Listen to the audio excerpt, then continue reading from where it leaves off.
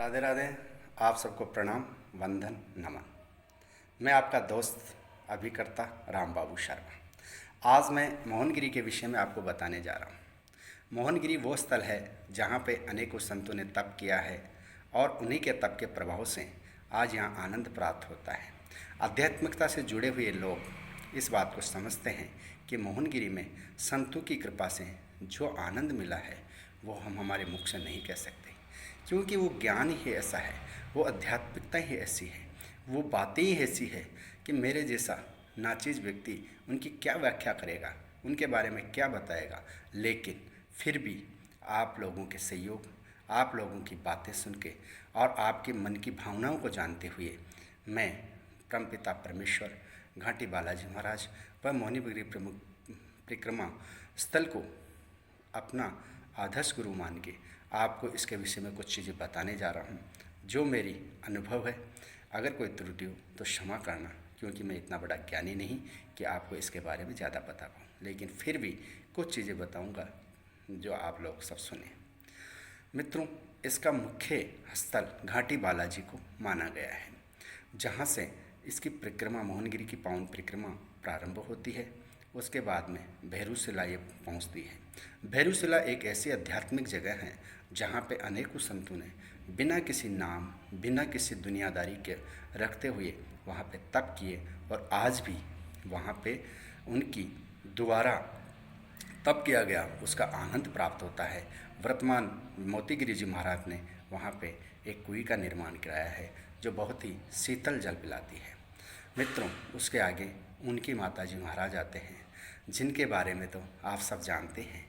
मोती समान उजड़ो, चंदन समान काठ, देवी समान देवता, गीता समान पाठ, हे जगदम्बा वंदन है आपको। ये स्थल बहुत ही प्राचीन है और इसको ऐसे कहा जाता है कि रुक्मणी जी ने जो माता का पूजन किया वो यही स्थल था और यहीं से भगवान श्री कृष्ण ने माता रुक्मणी जी का हरण किया था।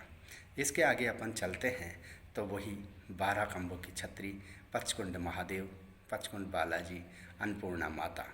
पचकुंडा बहुत ही आनंदित और श्रावण भादव मास में तो भगवान शिव का प्रमुख स्थल रहता है और भोले बाबा यहीं निवास करते हैं। ऐसा मैं नहीं कह रहा हूँ, ऐसा संत कहते हैं, ऐसा जो उनको जानते हैं वो कहते हैं।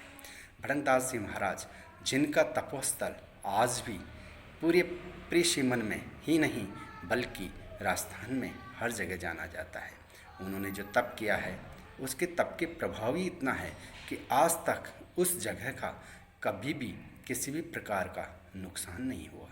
वर्तमान संत मोतीगिरी जी महाराज, जिनको मैं वंदन करता हूँ, नमन करता हूँ, प्रणाम करता हूँ, जो आज हमारे कई युवा साथी मार्ग भटक गए थे, जो आध्यात्मिकता से दूर हो गए थे, उन सबको वापस आध्यात्मिकता की ओर लेके आए और उनको आनंद दिया।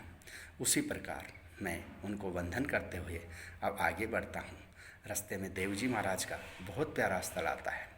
देवनारायण भगवान का इतना प्यारा स्थल है कि उसको आप देखते रहो। मैं ये कहूँगा कि मोहनगिरी के एक एक स्थान के बारे में अगर मैं कहने लगूँ तो शायद सुबह से शाम हो जाए तो भी मेरी हिम्मत नहीं कि मैं उनके बारे में कह सकूँ।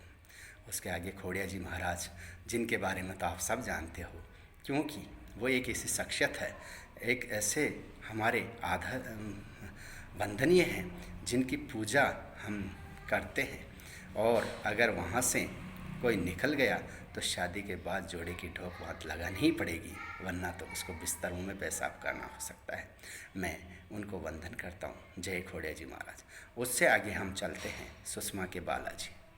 प्रभु, यहाँ पे इतना मनोरम दृश्य है और अभी अपने यहाँ पे एक संत निवास करते थे जो 12 साल तक वहीं रहे हैं और उन्होंने प्रभु की सेवा करी है।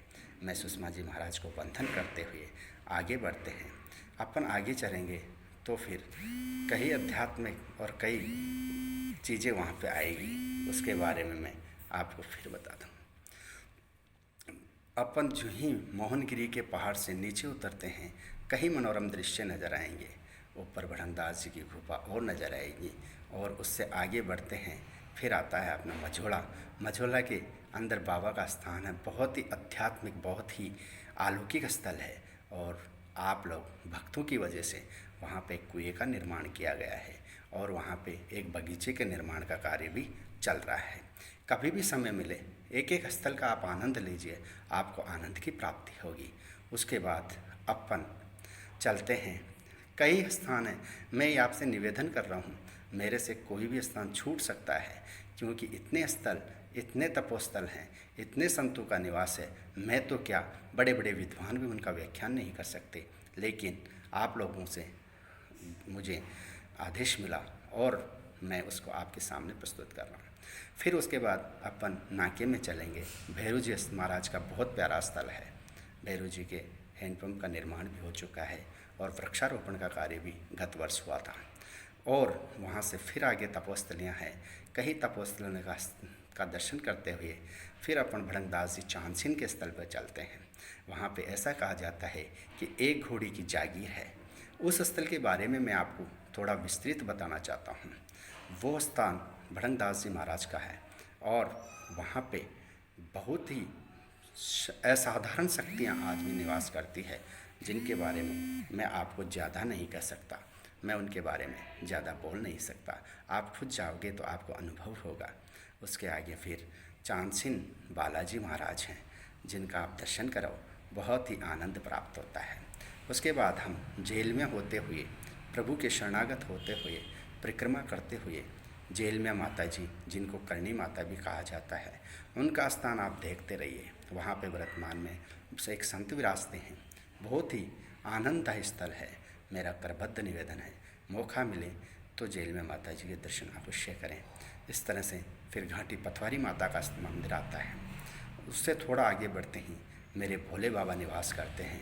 ऐसा लगता है सावन भादव मास में तो वहाँ पे जैसे हम अमृत अमृत प्रभु के शरणागत हैं और अमरनाथ में यात्रा कर रहे हैं। इसी तरह से मित्रों, घाटी बालाजी के आपके ये मोहनगिरी की पावन परिक्रमा संपन्न होती है और आनंद ही आनंद की प्राप्ति होती है। मेरा करबद्ध निवेदन है, अगर आप लोगों को समय मिले तो हरियाली अमावस्या को इस परिक्रमा में पधारें और आनंद की प्राप्ति करें। जय महर्षि गौतम, जय श्री राधे, जय मोहनगिरी महाराज की जय, बोलो घाटी दरबार की जय।